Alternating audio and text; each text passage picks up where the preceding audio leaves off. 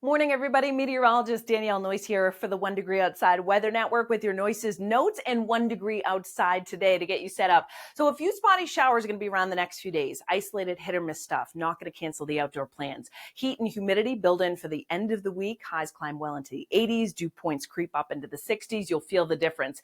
We'll be monitoring a threat for some strong thunderstorms on Friday. There'll be a cold front coming in. Obviously, we're several days out. We'll watch the timing, as that will be the trigger for some of the storms with the heat and humidity in place.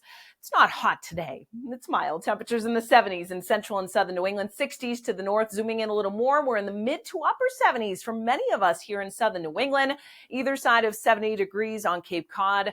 The wind out of the west-southwest, sunshine, building clouds, lower to middle 70s from Concord to the seacoast, but some 60s here from southern Vermont stretching into northern New England, where it will actually be about 10 to 15 degrees cooler, particularly at the summits, right around 50 degrees, and 50s in far northern Coos County. 60 to 65, though, from Berlin down to Jackson, Conway in the lower 70s, some scattered showers in northern Maine, 60s for us there, and then 70 or either side of that from Millinocket back down to Bangor as well. Let's time out some of the showers. So again, it's not that widespread. There'll be some scattered showers in northern Maine that continue through the afternoon. A band does fire up in northern New England, northern Vermont, and New Hampshire, and will sink south from early to mid-afternoon. Southern Maine, Lakes region, central and southern Vermont. Again, not that widespread, but there may be a couple of downpours or an isolated thunderstorm in there. And by the late afternoon to early evening, a couple of days may sneak into southern Maine or right over the Mass-New Hampshire border too. Again, notice there's not a lot of green on the map. It's an isolated threat,